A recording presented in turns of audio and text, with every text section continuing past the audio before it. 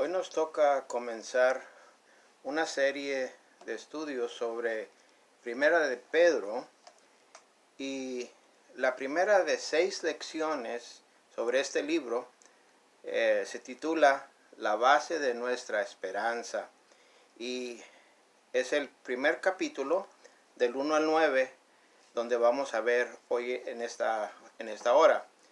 Vamos a orar para así pedir la dirección de Dios para poder aprender sobre esta esperanza que vamos a hablar. Gracias le damos, Señor, por la oportunidad que nos brinda de poder examinar su palabra y poder aprender de ella, que nos pueda ayudar a poder crecer y entender más acerca de esa esperanza que usted nos habla, Señor, en este libro. Guíenos y diríjanos, Señor, edifique su pueblo. Es nuestra oración en el nombre de Jesús. Amén. Dice Primera de Pedro 1, vamos a ver del 1 al 3 primeramente. Pedro, apóstol de Jesucristo, a los expatriados de la dispersión en el Ponto, Galacia, Capadocia, Asia y Bitinia, elegidos según la presciencia de Dios Padre en santificación del Espíritu, para obedecer y ser rociados con la sangre de Jesucristo. Gracia y paz os sean multiplicadas. Bendito el Dios y Padre de nuestro Señor Jesucristo, que según su grande misericordia nos hizo renacer para una esperanza viva, por la resurrección de Jesucristo de los muertos. Ahí vamos a parar. Y ahorita vemos los demás versículos. En el año 2001, aproximadamente en el verano como en junio, comenzó en Houston a haber una crisis de una compañía que se llamaba Enron.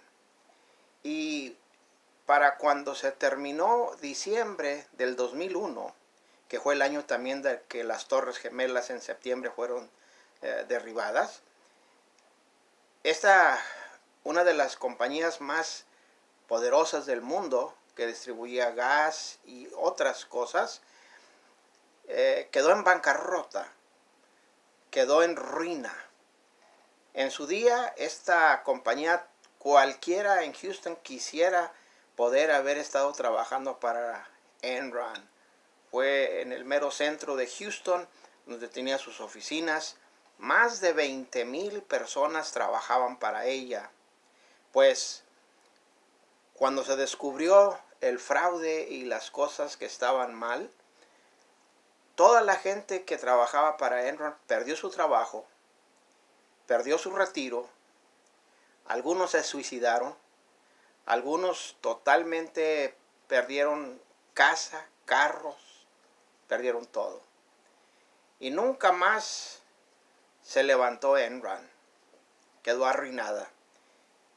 Con ese ejemplo le muestro cómo a veces por eso gente se suicida, se quita la vida. Y más adelante otra tragedia con un señor que se llamaba Bernie Madoff.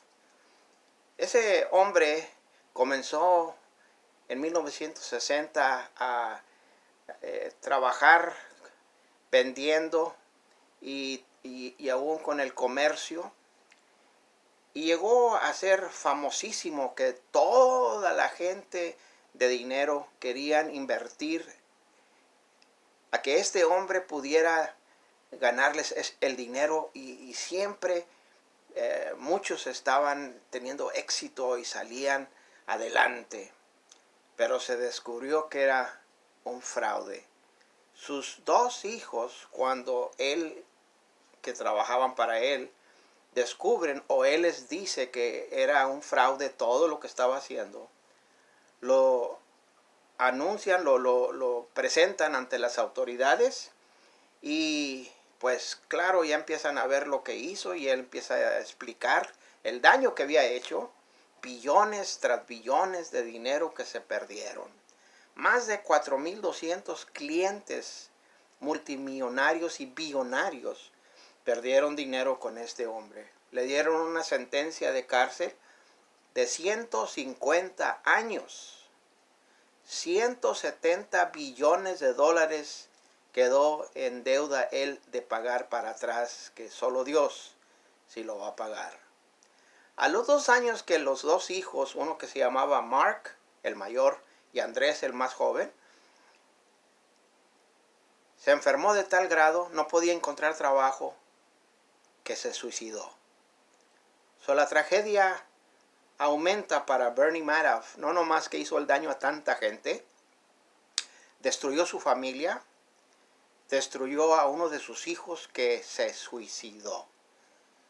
Y 4,200 y más clientes perdieron billones y millones de dinero. Estamos hablando de esperanza. En medio de estas clases de situaciones, ¿cuál es la base de nuestra esperanza? Para muchos que no conocen la palabra de Dios, para muchos que no conocen a Jesucristo y qué es Él y qué representa Jesús, el Padre y el Espíritu Santo, no tienen esperanza. Por eso es y está basado todo en lo material, en las finanzas, en un trabajo, en un puesto. Y si se pierde eso, ¿dónde queda nuestra esperanza? Por eso Pedro en su día escribe esta carta para animar a la gente, animar al pueblo de Dios, que aquí le llama los expatriados en el verso 1. Esos expatriados tuvieron que huir por la persecución, y dice que esta dispersión, o sea, salieron por todos lados, y menciona los lugares donde estuvieron en Ponto, Galacia, Capadocia, Asia y Bitinia. Fueron desparramados por muchas áreas. A ellos se dirige Pedro y les llama elegidos, elegidos según la Trinidad. En el versículo 2 usted va a notar que Dios es el que escoge y elige a quien quiere, porque dice primeramente según la presciencia de Dios Padre. Toda persona que es elegida, Dios, antes de que aún uno sepa, Él ya supo quién es el que va a ser de Él. Dios el Padre ya sabe quién es y quiénes son los de Él. Y luego dice en santificación del Espíritu.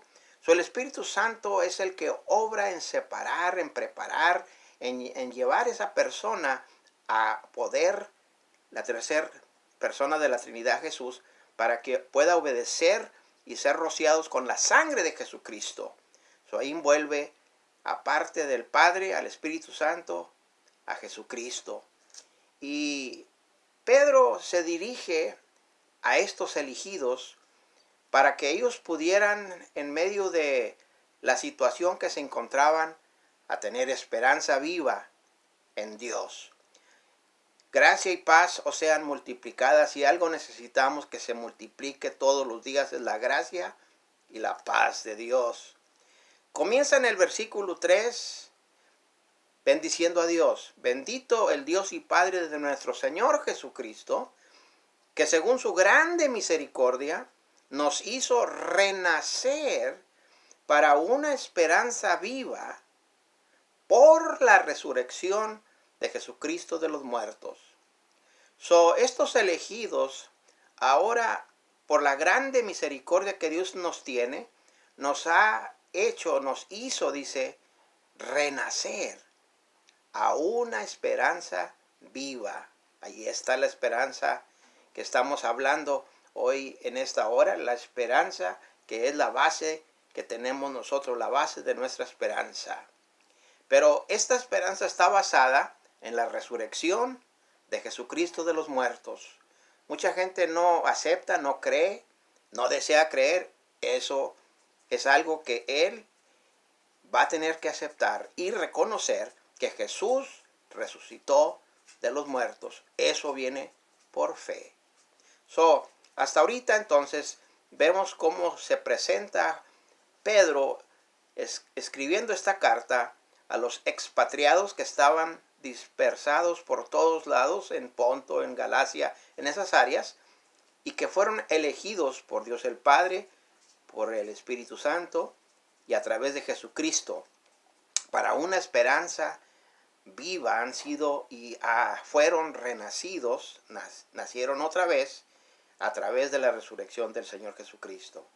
Pero continuamos con esta esperanza para ver más todavía de esta base que es nuestra esperanza. Dice, continuando en el verso 4 al 6, para una herencia incorruptible, incontaminada e inmarcesible, reservada en los cielos para vosotros, que sois guardados por el poder de Dios mediante la fe, para alcanzar la salvación que está preparada para ser manifestada en el tiempo postrero. Vemos varias cosas aquí. Cuando esta esperanza viva que habla aquí Pedro nos introduce ahora a una herencia. La herencia que está reservada en los cielos. Y da tres palabras que menciona de esta herencia. Dice incorruptible, no se corrompe, incontaminada, nadie la puede contaminar, e inmarcesible, nunca la puede perder, pues está reservada en el cielo para vosotros, dice, para los expatriados, para los elegidos, para usted y para mí, para aquel que cree. Y dice que sois guardados por el poder de Dios mediante la fe, a través de la fe, para poder alcanzar la salvación que está preparada para ser manifestada en el tiempo postrero. La herencia que Dios tiene, nadie la puede quitársela. Es suya. Dios se la está cuidando. Dice ahí está reservada, está completamente asegurada en el cielo. Y luego dice que nosotros, los creyentes, somos guardados por el poder de Dios a través de la fe que tenemos, que ponemos en Él.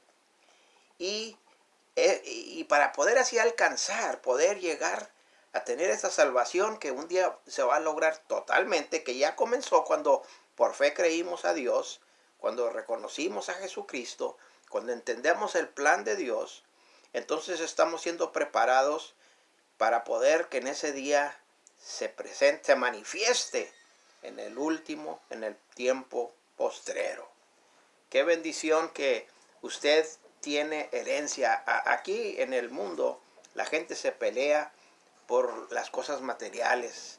Cuando aún en la familia, qué triste que aún si no hay cómo poder distribuirse las cosas, a veces terminan en corte y terminan en algo desastroso. Pero la herencia que está hablando aquí para los creyentes está en el cielo. Dios, al entrar, cada creyente va a recibir su galardón, va a recibir lo que le corresponde por su fe, por lo que hizo para la obra de Dios. Esto nos trae a la tercera sección que queremos ver acerca de la base de nuestra esperanza, en los versículos 6 al 9, y con eso concluimos hoy. Y dice, en lo cual vosotros os alegráis, aunque ahora por un poco de tiempo, si es necesario, tengáis que ser afligidos en diversas pruebas, para que sometida a prueba vuestra fe, mucha más preciosa que el oro, el cual, aunque perecedero se prueba con fuego, sea hallada en alabanza, gloria y honra cuando sea manifestado Jesucristo, a quien amáis sin haberle visto, en quien creyendo, aunque no lo veáis, os alegráis con gozo inefable y glorioso, obteniendo el fin de vuestra fe, que es la salvación de vuestras almas. Si hay algo que estos elegidos en medio de tribulación, en medio de crisis, igual que nosotros también, que hemos sido elegidos por Dios, que donde quiera que nos encontramos y que vivimos, si hay algo que necesitamos como estos también, alegrarnos. alegrarnos en medio de la aflicción de diferentes pruebas.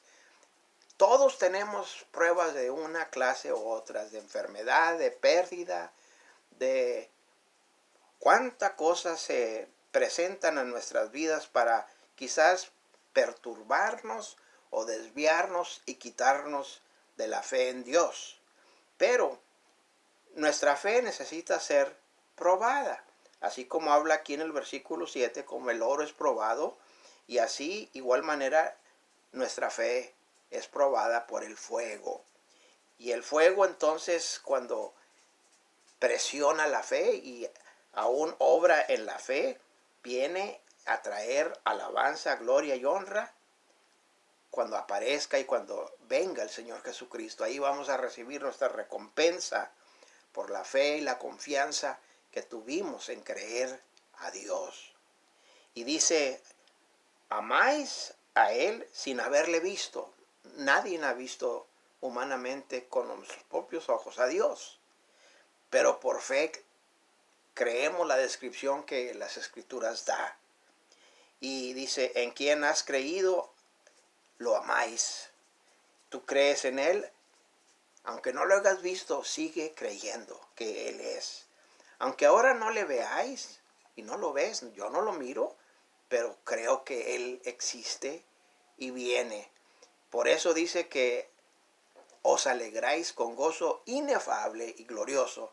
Resulta en esa alegría en medio de la prueba, en medio de los problemas y de diferentes crisis que aún como aquí que tuvieron que irse a otros lugares donde pues ni conocían, pero tenían que huir y allí como quiera continuaban buscando y creyendo a Dios y podría alegrarse.